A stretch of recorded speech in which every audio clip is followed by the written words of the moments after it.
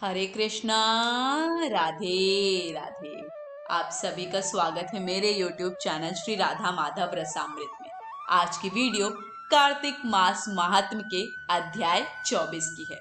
तो आइए कथा शुरू करते हैं, पर उससे पहले हम वंदना करेंगे हमारे गणपति महाराज की।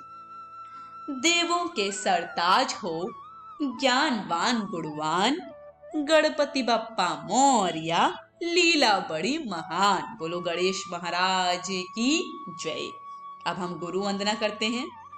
राम नाम जिया जाड़िया, पकड़ गुरु की धार, पीपा पल में परसिया, खुलगियो मुक्ति द्वार। बोलो गुरु महाराज की जय।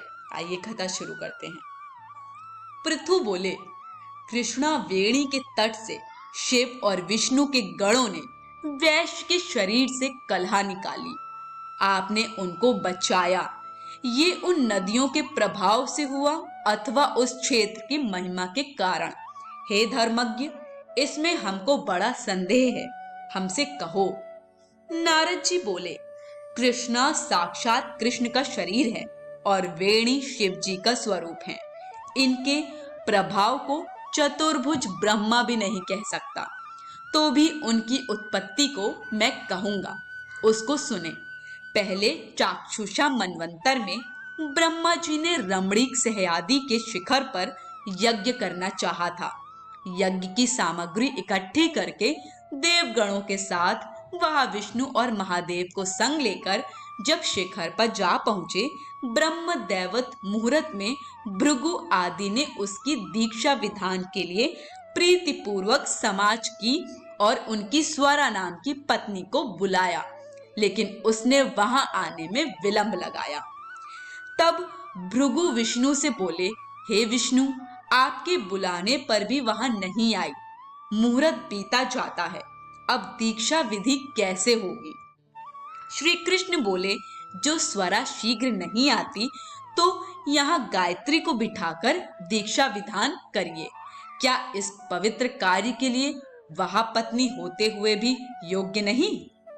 नारद जी बोले, रुद्र ने विष्णु के वचन को मान लिया और गायत्री को ब्रह्मा के दक्षिण भाग में बैठाकर दीक्षा विधि प्रारंभ करा दी गई। जितनी देर में मुनीश्वरों ने दीक्षा विधि पूरी की, इतने समय में यज्ञ स्थल पर स्वरा आ गई और गायत्री को ब्रह्मा के संग दीक्षा की हुई देखकर सौत पने के ईर्ष्या भाव से क्रोध कर बोली, जहां अपूज्यों का पूजन होता है, जो पूज्यों का पूजन नहीं होता है, वहां दुर्भिक्ष, मरण और भव्य ये तीन फल होते हैं।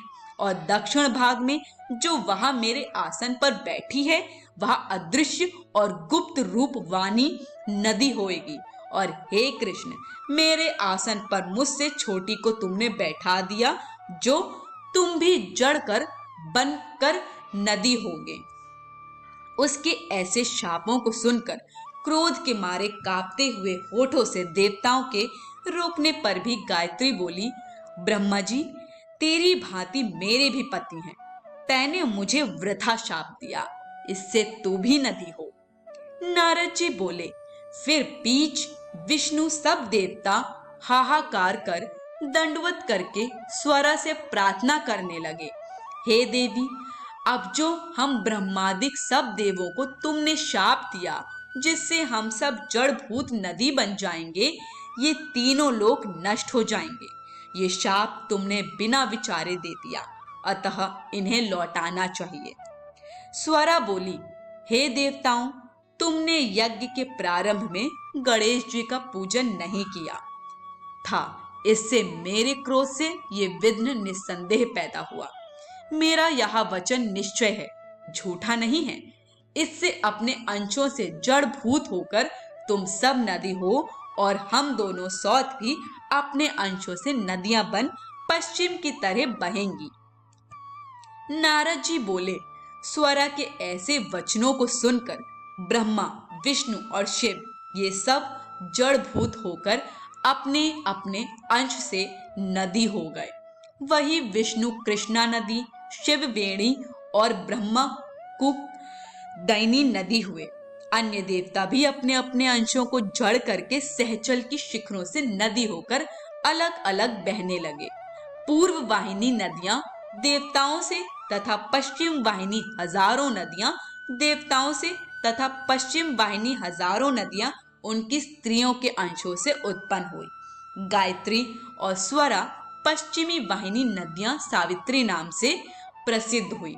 ब्रह्मा जी ने उस यज्ञ में विष्णु और शिव इन दोनों की स्थापना की, जो महाबल और अतिबल नामक देवता हुए। कृष्णा और वेणी के उपाख्यान को जो मनुष्य सुनेगा और सुनावेगा, उसको उनके दर्शन और तीर्थ स्थान का फल मिलेगा। आज की कथा यहीं समाप्त होती है। आगे की कथा हम आने वाले वीडियोस में श्रवण करेंगे। आज के लिए बस इतना ही। सभी को हरे कृष्ण, राधे राधे।